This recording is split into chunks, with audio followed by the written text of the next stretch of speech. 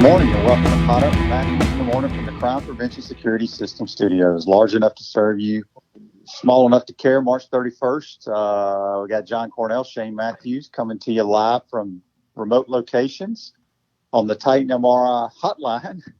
And we're going to be joined later in the program by Buddy Martin, who has his own show called The Buddy Martin Show. Also runs GatorBait.com, or it's GatorBait.media or something. GatorBaitMedia.com, I believe it is. But anyway, JC, good morning.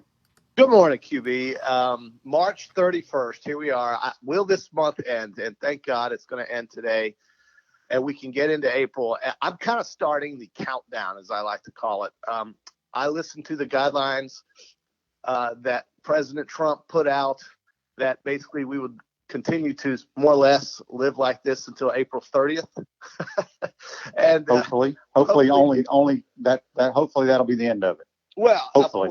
Of course. And, you know, we're thinking about, you know, the news flow, obviously, hopefully getting better, right? That's what's going to create potentially new things in our lives to get us moving again as the month goes through. And of course, the numbers have to get better, I think, for anything to change or get better at all. And in terms of, you know, number of cases, number of deaths, and so forth and so on. So, you know, that's what's in front of us. Now, yesterday we had some news that the NCAA went ahead. The Division I Council approved an extra year for all spring athletes, not just all spring athletes, period, to be awarded an extra year of eligibility. This does not include basketball.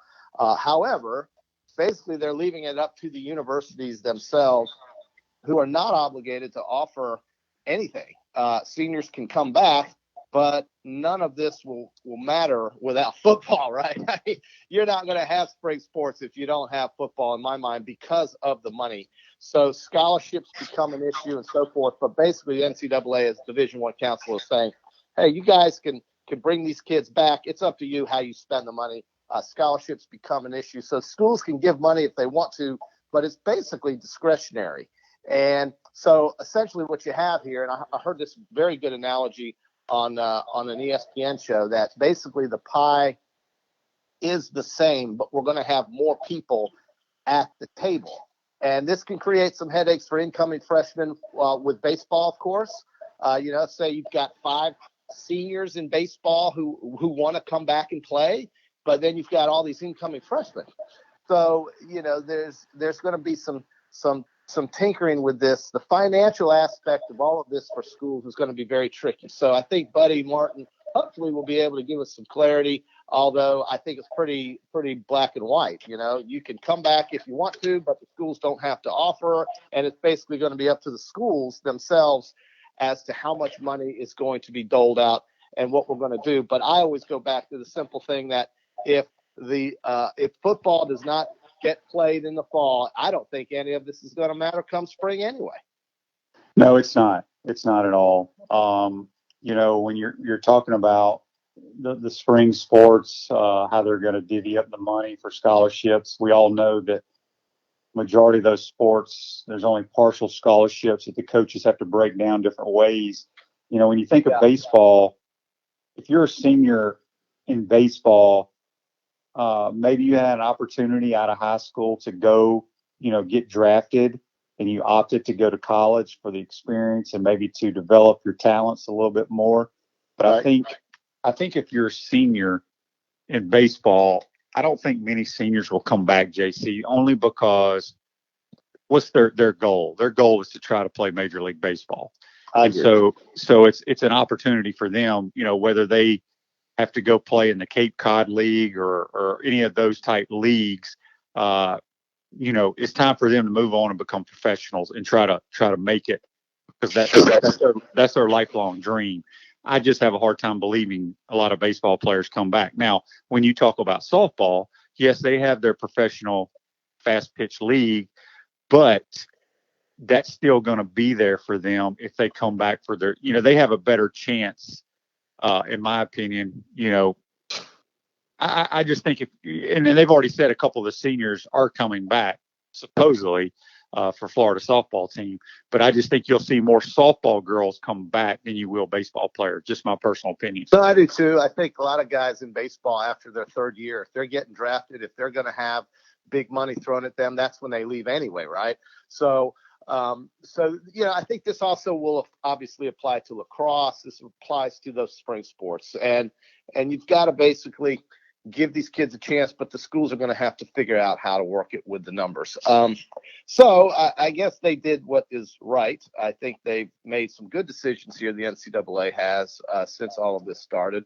And I don't really know how it's going to play out for many of their athletes, but I think that, they did what they had to do essentially in this case. I think you're going to see the transfer portal get really full on some of these sports because, you can be a freshman one year and then you can be a freshman another year. But if you transfer out of the portal, you're a freshman again. I mean, so it's going to be tricky, but at least they've got opportunities to try to figure it out and work with it. And these kids are going to be given those opportunities if they choose those and if their coaches choose those.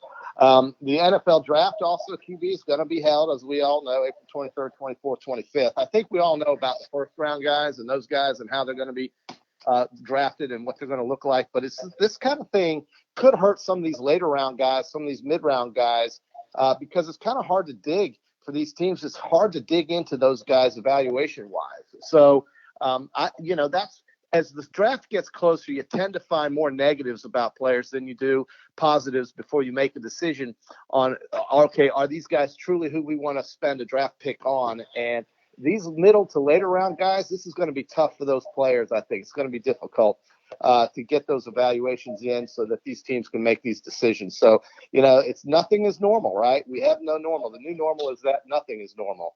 Well, here's my thoughts about the draft. I think I look at it from the standpoint of, you're not able to have your pro day on campus. There's not a whole lot of the individual workouts going on, none at all, actually.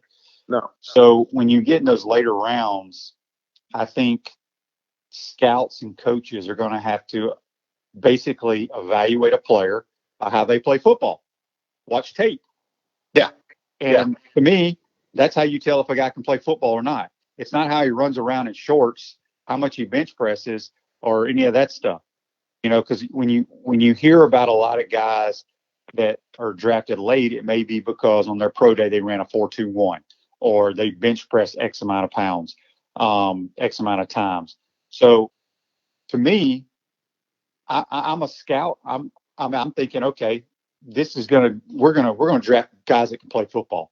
That when we turn the tape on, how are they performing, and will they fit into our program? So I can see some negative things to it, but from my standpoint, because I'm all about turning the tape on, because I think the tape does not lie. Yeah. If you can play football, you can play football. I think that could help some guys.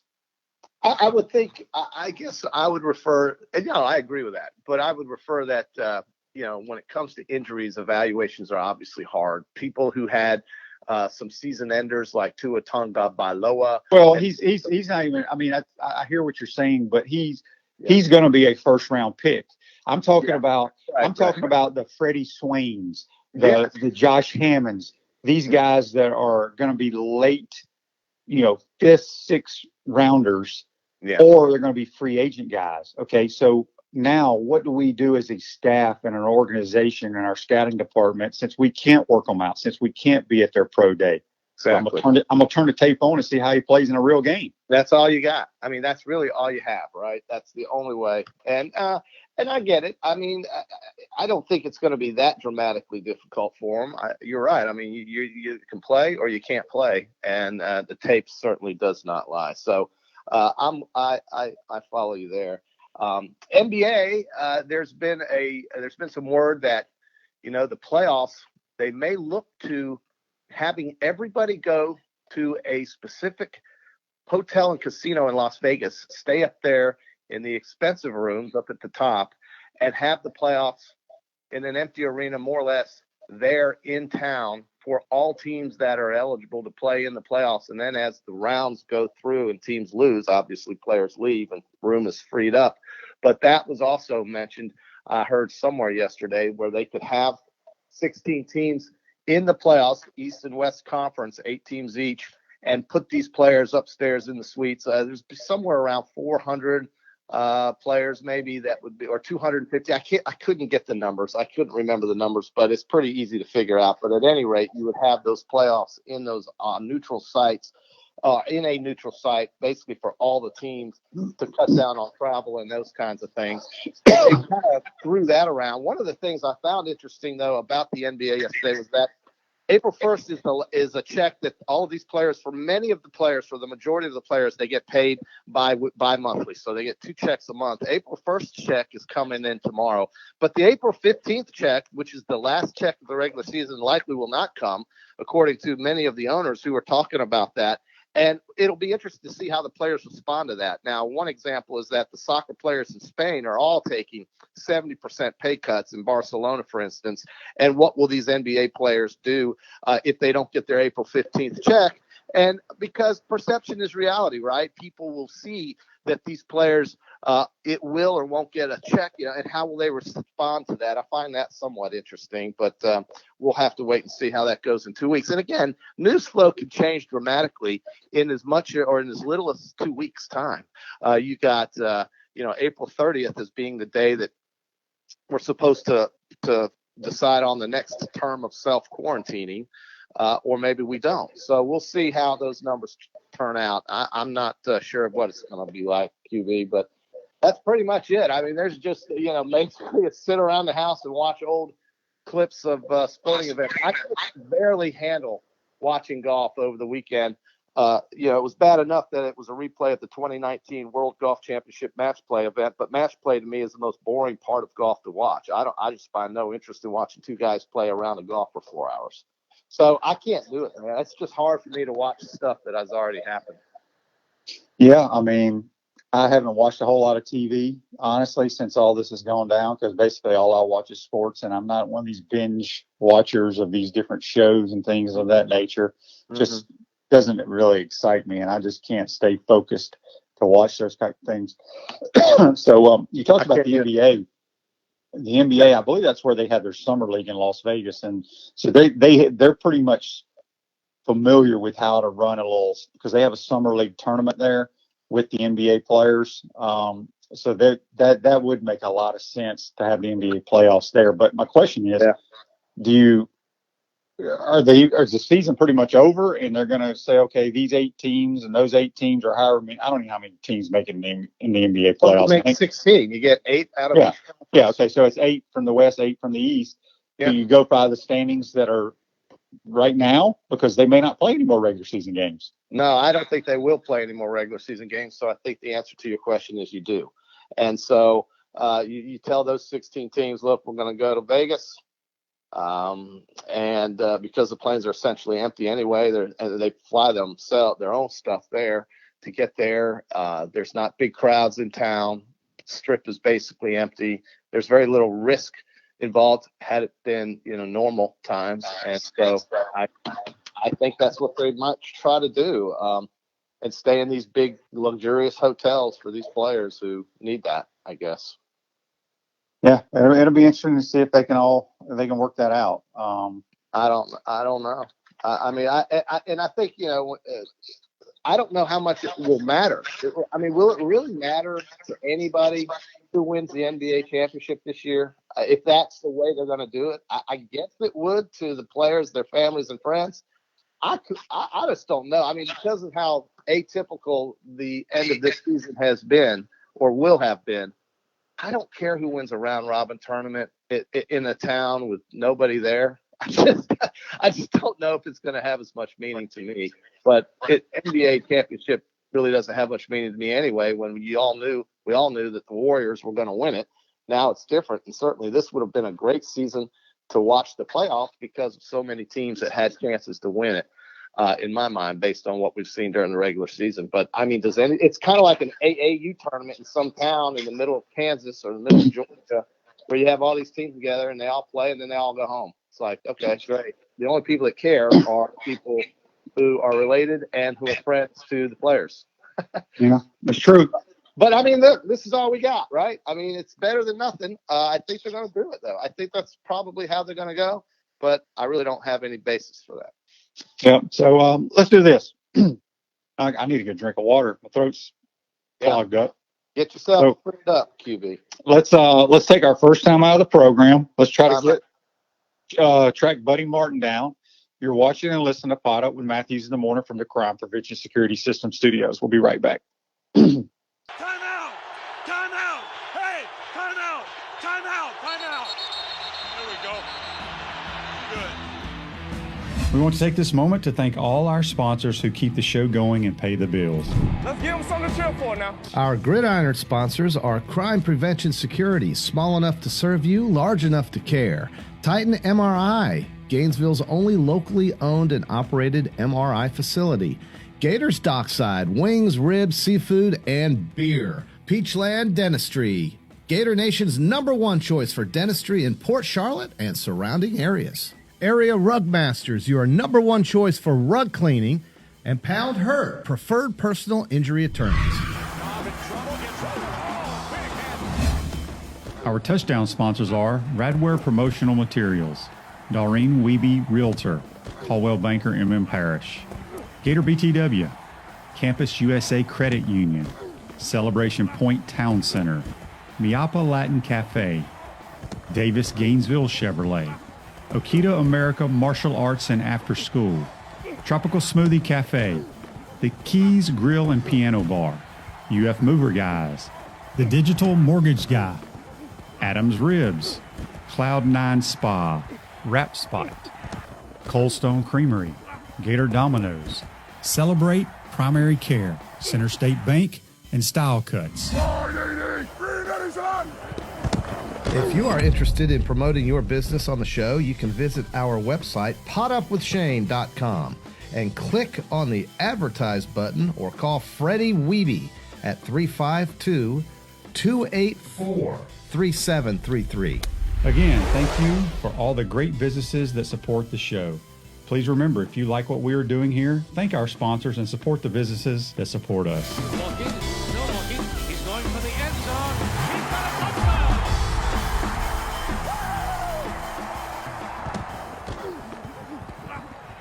Welcome back to Pot Up with Matthews in the Morning from the Crime Prevention Security System Studios. Large enough to serve you, small enough to care. Celebration Point is where the Gators come to celebrate with premium brands like Bass Pro Shop, Palmetto Moon, Skechers, Starbucks, The Keys Grill and Piano Bar, Select Shades, Regal Cinemas, and coming soon, the HBC's new restaurant, Spurrier's Gridiron Grill. We will see you at Celebration Point where the Gators come to celebrate. John Cornell, Shane Matthews here from the Crime Prevention Security System Studios. We're going to go now to the Titan MR hotline, and we're joined by a guy named Buddy Martin from the Buddy Martin Show down in Ocala. Buddy, welcome to the program. How are you? Hey, good morning, Shane. JC, how you guys doing? Good morning, buddy. Well, buddy, ain't a whole lot to talk about when it comes to sports right now, but yesterday the NCAA did, in my opinion, make the right decision on giving kids another year of eligibility. What are your thoughts on that decision? Well, I mean, there's lots to talk about always, Shane. I mean, I've been making up stuff for 50 years, Yeah. and there's always something. If you're a sports fan, no matter what, you can go back and look and argue about a time or a player or whatever. And back in the day, back when Marconi invented the radio, and I just started in this game, there was always a topic, and we talked college football year round, and here I am all these years later doing the same thing. So it's always good to talk college football, and always good to talk specifically SEC football, and also great to talk about Gator football. So yeah, that was a good thing that the NCAA did yesterday. They don't have too many good days in the NCAA lately, but this is one that was, I don't know how practical it's going to be, because it's going to tax financially a lot of these schools. And some of them, like the smaller schools, will get kind of wiped out by it because they can't afford the money to take the athletes back. But you know what? It's good to, at least they made the move in the right direction.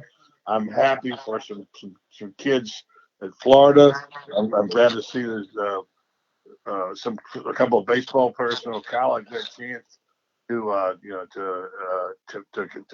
preserve a year.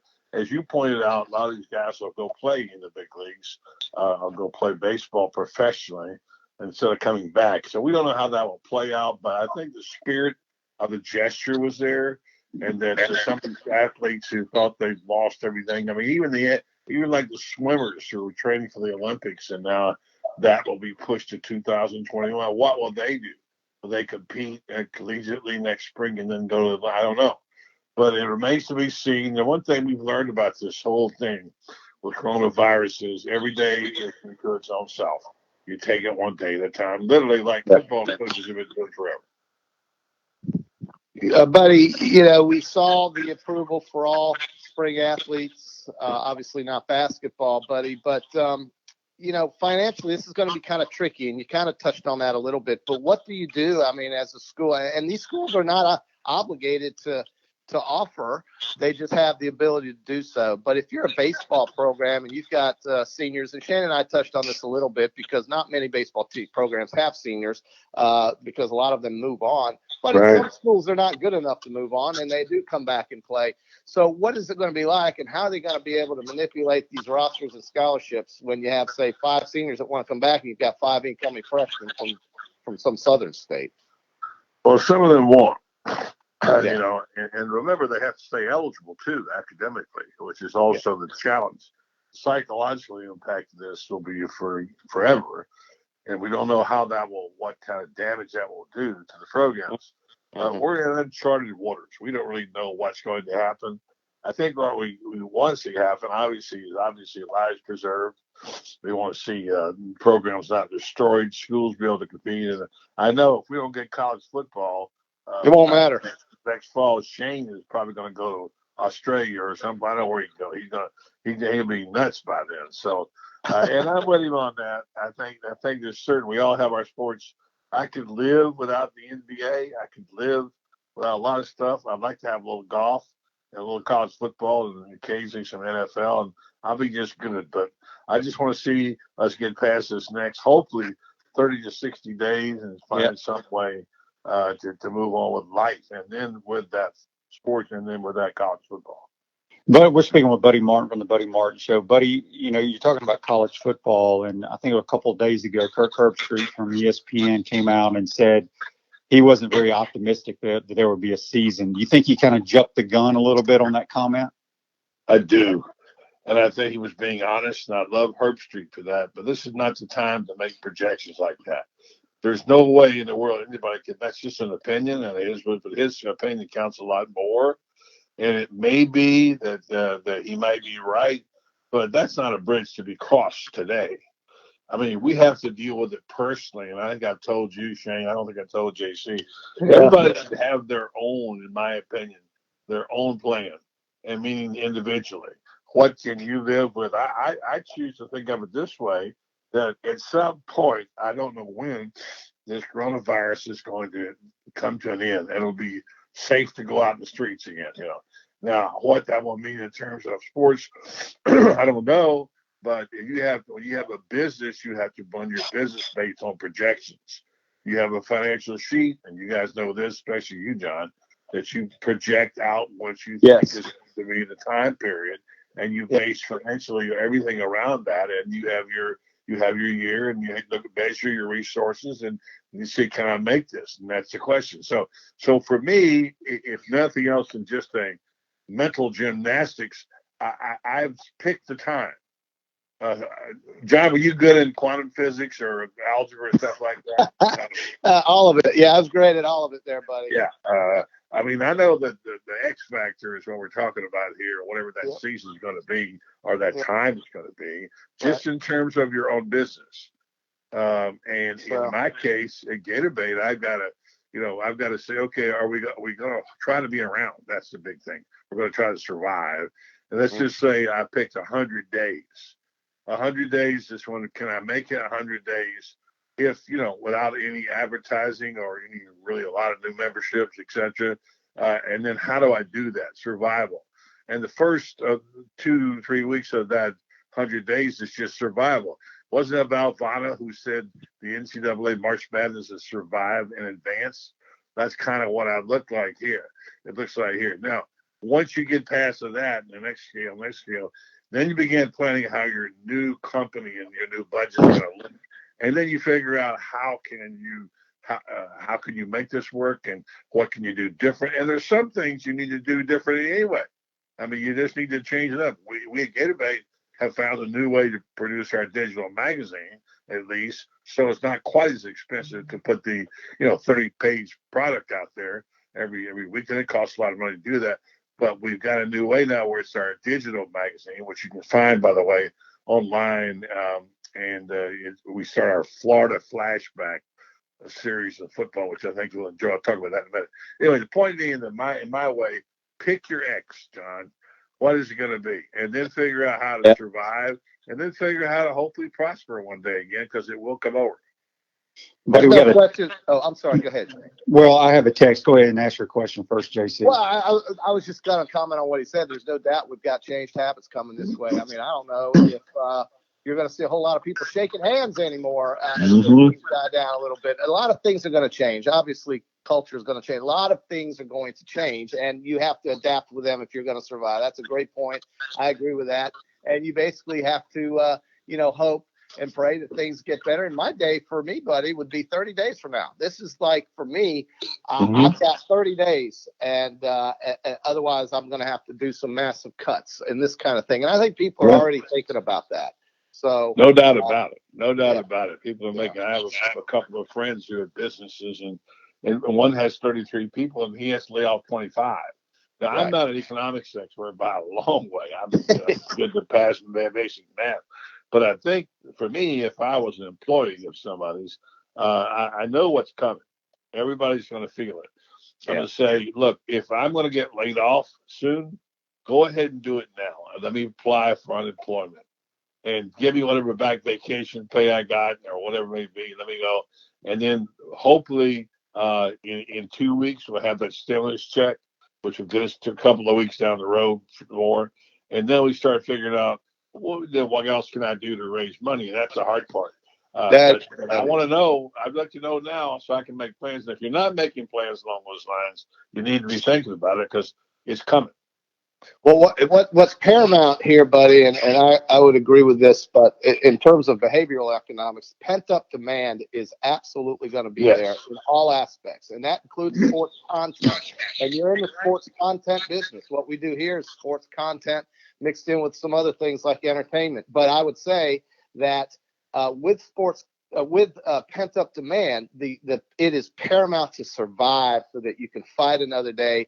And that's where we're all trying to grip. What's what we're all gripping with. Because, again, that pent-up demand comes out. It may come out too fast. It may come out to the point where people have to start hiring very quickly, and the pools are going to be tough to find because everybody's doing something else or something different. So I don't know. I think that's a great point to make. It's about survival right now. We're speaking with Buddy Martin from the Buddy Martin Show.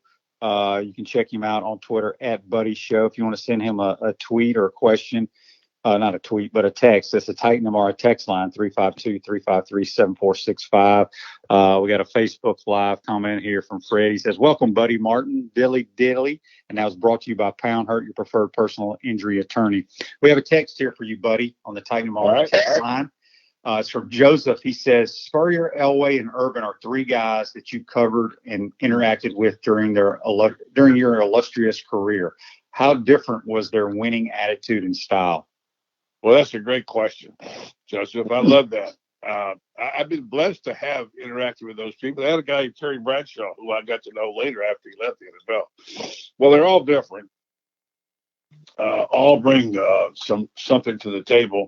I really thought John Elway was as good a quarterback as I ever saw in the National Football League. I saw him from when he first came up. I lived in Denver. I covered him daily for 7 or 8 years. The plays he made, incredible. Great arm, competitor, really a crazy competitor. And I think he didn't get enough credit. We start talking about the great quarterbacks. Elway deserves a mention someplace along the line because he was fantastic. And then to have failed in the Super Bowl like he did, come back and win a couple, the famous helicopter ride. I loved Elway. I really loved him. I loved covering him, and and he was just a joy to watch. And Shane and JC, one of the things that we love about sports is the joy of watching. This is why it's so painful right now. It's the joy of going to the ball yard and watching a performer. It's like, it's like art in some ways to us, because when a guy makes a play or does something, you go, wow, I'll never forget that play. And so I think Elway was an entertainer and a player and a fantastic quarterback, and his competitive spirit. Now, Urban and Steve were about as opposite as you could get in many ways, and yet very much the same in other ways. For instance, people talk about Urban's plan to win, which is really sort of the essence of the book I wrote with Urban, called Urban's Way. And it's a simple approach, really, to the game of football about winning. But like Steve said, Urban has a plan for everything, and he did, and he was very successful. In fact, right now, as we speak, I'm writing this piece on Urban as part of the 2010 year when he was able to whenever he went out ingloriously, but anyway, after a great run. And so looking back at his run, you could make an argument for him to be the greatest coach in Florida, although I think Spurrier will always have that title because, first of all, he won all his SECs, which you started, Shane. You were the one who started all that business. And one day they ought to put a statue of you out there. And I'm serious. And Steve, and by the way, Steve said that to me once before already. But the point is, I'm rambling a little bit. But Steve also, and you can speak to this, if you talk to him, and we did this in the book, which we wrote recently, and called HBC. He at Duke, he actually had a plan to win himself. He didn't call it that, but he set goals, team goals. And I love the chapter of the Duke when they're talking about laying out what can we do this year. I'm sure you heard it, Shane. You did the similar thing. All right, well, realistically, let's measure our assets and aspirations. What can we do this year? What is our goal? Well, we want to do this. Okay, we want to do that. Okay, we want to try to do this. Yeah, everybody wants to win every game, but that's not going to happen most of the time, 99% of the time. And so the Duke team was able to articulate its goals and dreams. And one big old lineman says, win the ACC. And Steve stopped and said, no, wait a minute. Let's don't put it down unless we think we can do it, And he said, no, Coach, I think we can do it. We can do it. Said, all right, put it down there. And, of course, he did win the ACC, or tied for it that year. And he was a goal-oriented person, too, and he took that philosophy with him to Florida. And I think in that regard, Urban and Steve were very much alike. But I think being competitive, both of them were uber competitive. I think Urban is more of a plan it out, think it out, write it out kind of guy. Steve's more, although he does write a lot of things down, think about a lot of things, more of a guy on the spur of the moment. And Shane, you can speak to this. Let's run this ball play. He'll draw it up in the sand if he has to. Mm-hmm. Well, buddy, I mean, to follow up on that, when he was at South Carolina, obviously he wanted badly to bring South Carolina their first ever Southeastern Conference championship. They came very close, I think, twice, right?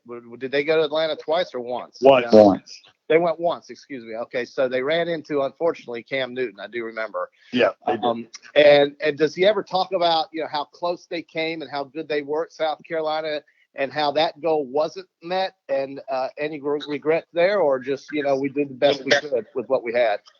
Well, I mean, of course, he wishes he could have done it, but he was the winningest coach at both schools, which I think at one time was the only coach who ever did that. Steve will tell you, look, here's what we did. We did this and nobody's ever done it. And that's what he likes to do. Let's do something nobody has ever done. So he's proud of that. Yeah, what do you like? I'm sure he would love it. But think about it. Here's a school that was dormant. I believe overall, when he took over, I have to look it up again, that South Carolina had a losing record in football. Over all the years, they had a losing record when he came there. Think what he did. He won 11 games 3 straight times. Yeah. Nobody will ever equal that probably in South Carolina. And to take what he had and do it, he had some good players during that time. But listen, they were there before, too. The amazing thing he did in those 3 years, I think, just sort of sealed the deal with him as one of the greatest coaches of all time. Yeah, buddy. Yeah. I'm sorry. Go ahead, buddy. Well, No, I was just saying. I mean, they had some really great players at South Carolina that I don't know they would have been. They would have been exposed if he had not been there. I mean, Sidney Rice was a great player, and Blake Mitchell was pretty good, but they were made better when he got there, obviously. And the same for with Stephen Garcia and Alshon Jeffrey. If he wasn't there, I don't know if they would have been there, but they probably wouldn't have been able to showcase what they were able to do as easily as they were able to when he was there. So certainly, County and Lattimore really were they were the capstones. Those guys are amazing players. yeah. Buddy, let's talk about a little bit what y'all got going on with Gator Bait right now, some of the articles, some of the stories y'all are working on. Yeah, you know what? We started thinking about this a couple of, really months ago. And Cassidy Hill, who's our top columnist, has been working on this for quite some time. And we want to go back and take a look at Florida football by the decade. I did this in a couple of books. I wrote a little book called Down Where the Old Gators Play, and then Boys from Old Florida. Well, I wanted to look at, I wanted to sum up what I thought was the essence of every era, every coach, because I said one of these days my great-grandchildren might want to know what happened in Florida and who Ray Graves was and who Tommy Shannon was and on and on and on. So we put together this series called Florida Football Flashback, the first of which debuts this week. We previewed it last week. Cassidy, Franz Beard, and myself all wrote about our perspective of this, and also particularly the most recent decade. If you look at 2010 and 2019, that era, that decade, what a difference. And think about how it changed from Urban's era the decade before. Came out of that era in 2000 to 2010, 2009 with those national championships. And one might say that the characteristics were, it was like what I call the 4 M's decade. You know, you had the end of Meyer, you had the beginning of Muschamp, you had the beginning of McElwain, and now you have Mullen. Look at the difference in how that's turned out from that whole 10-year period. And tonight on my show, I hope, or tomorrow, I'm not sure which, I'm going to have Johnny Brantley, who was in those last in 2010 and 11. And I've talked to Urban about 2 weeks ago, a little bit about it. And it's amazing what they were able to accomplish. But boy, some rough times with Muschamp and rough times with McElwain. And it all kind of didn't work out very well. And Foley had to fire them both and wound up now with the guy who was going to carry them forward. And what a joy it is to Gator fans to have Dan Mullen. So we're going to cover this particular era over the next couple of weeks. And then the following week, we'll do 2000 to 2009. Not the following month. I mean, every 3 weeks we'll change this up. So during this time, if you don't have anything to do, and Shane, I know you're busy reading the classics. I'm sure you're reading Shakespeare. Absolutely. And all that stuff right now. But maybe you can pull yourself away for a minute, to read this series. I'm just kidding. I wish I could read this. And so we're going to go back and do a little homework and talk about what went on in that decade, all the way back to Ray Graves in 1960. Yeah. Listen, there's a whole bunch of people out there who don't even know who Ray Graves was. I know you guys do, and I know you're a bit of a student of the game, and you guys know the history. But, there's some stuff and some people that need to be remembered, because all of Florida football, as great as he was, did not start with Tim Tebow and did not even start with Steve Spurrier, although Spurrier comes close.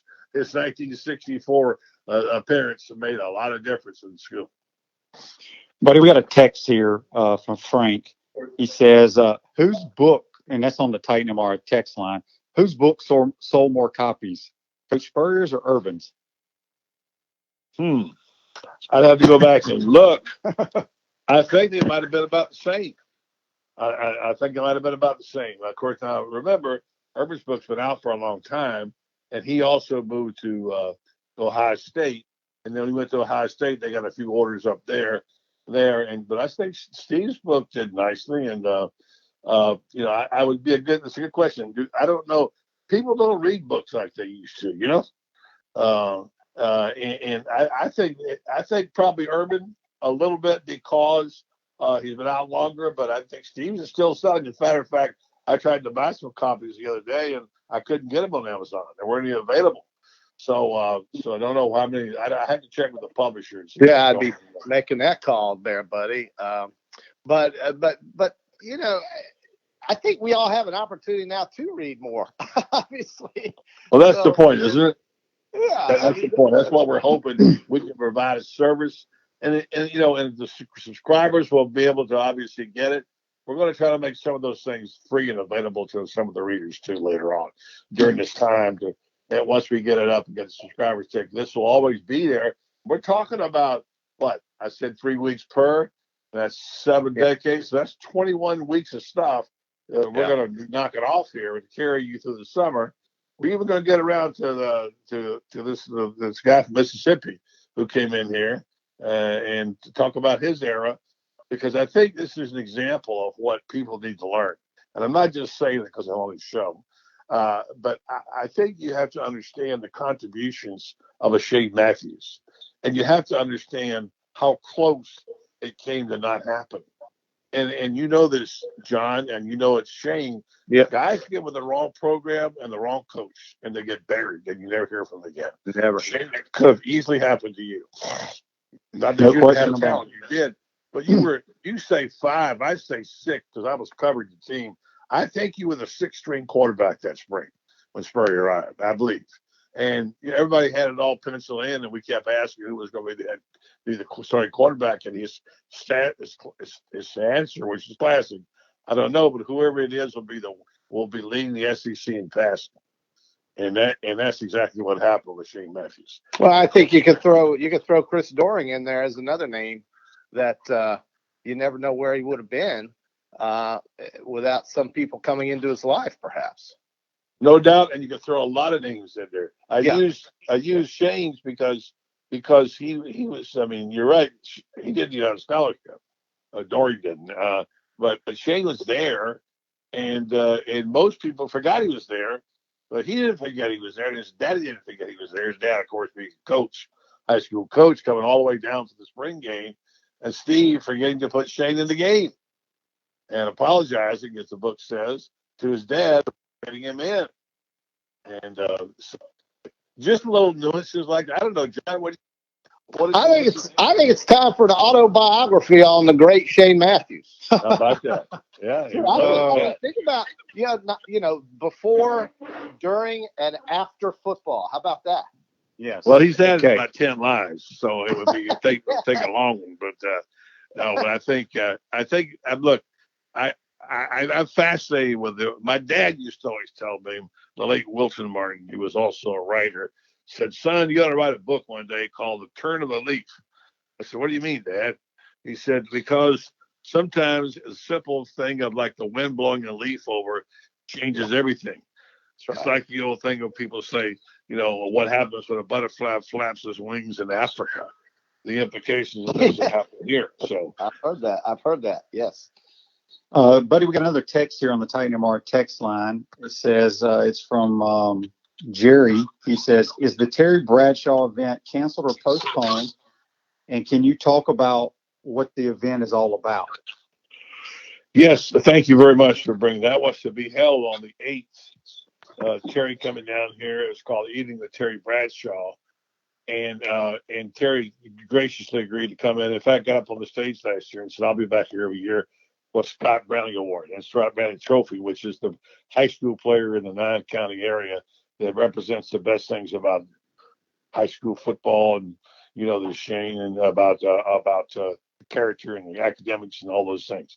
Well, this is scheduled to be held at the O'Reilly Arts Center in Ocala on the 8th, and Terry comes in for a night and meet and greet. Some people with the VIP seats get a chance to mix and mingle with him, and then he goes up on the stage, and who knows what comes out of his mouth for the next hour or so.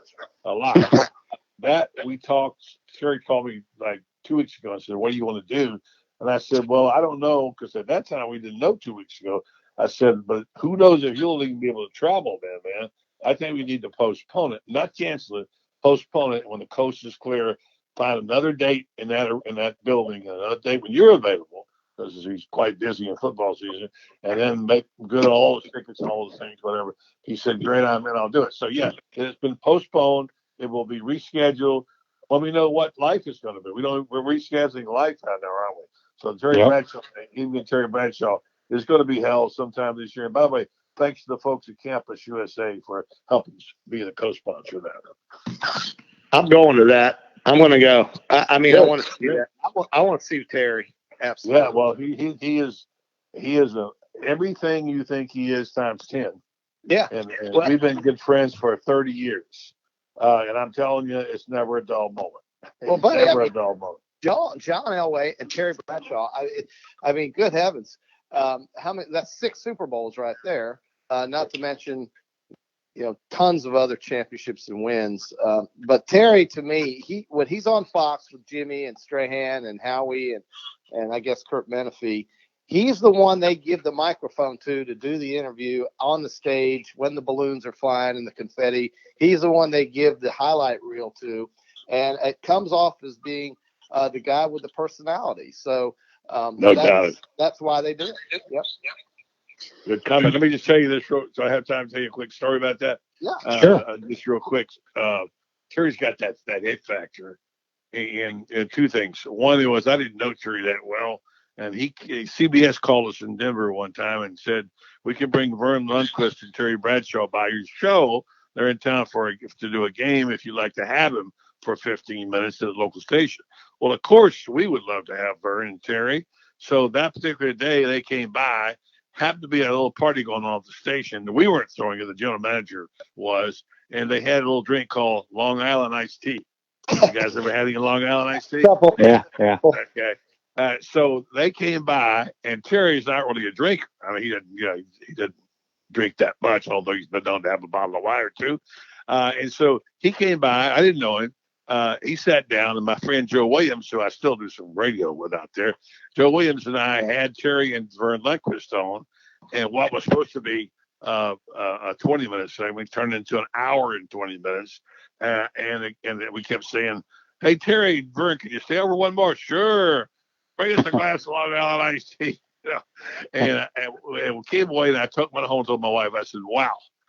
I said, I've just spent an hour and 20 minutes with Terry Bradshaw, and not only is he not dumb, he's bright as he can be. He is really, I think, going to be a star. I mean, somewhere. He hadn't gone into the NFL today yet. And so she said to me, as wives will do, I had just finished writing a book on Dan Issel, Hall of Fame basketball player. For Nuggets. Yes. And so she said to me, why don't you ask Terry if you can do his book? And I said, oh, he ain't let me do his book. He can get anybody he wants. She said, you don't know till you ask. So lo and behold, a few months later, I called him and I said, I'd like to write your book. He said, come to Shreveport. He picked me up at the airport with him. We said, we've knocked out a deal. It took us 3 years to finish it, with a book called Looking Deep, which is first of several autobiographies. And that's how I got to know Terry. And then next thing I know, he went to work for NFL Today as a co-host. And I called him up. I said, one thing I've never done is network television. I would love to work with you at NFL Today. He said, call the producer, Teddy Shaker. I called Teddy Shaker. I wound up being an editorial consultant for 3 years on the NFL Today when I was on CBS with Terry. And every Friday and every Saturday night, we had dinner. You talk about a time in New York City. That was something else to behold. And that's how Terry and I became good friends. But last story real quick, if I might. Charlie Waters. You know that name, Charlie Waters, at all? Yeah, played for Dallas. Yeah. Correct. Charlie Waters was coaching the Broncos, and he told me the story. He said, I was on the All-Star team. Remember when they used to have you guys are too young, but the pros played a bunch of college All-Stars in the game, and they kind of did away with it. But back then, they were still playing it, and Bradshaw was on the college team, and Charlie Waters was on that team. They didn't know each other. And Charlie flew in, stopped in Dallas, whatever, got on the plane, was sitting in the plane. He said, I remember the time I saw Terry Bradshaw walk into the plane. Walked in, took his cowboy hat off and put it upstairs and looked around. He said, right then, he said, now there's the star.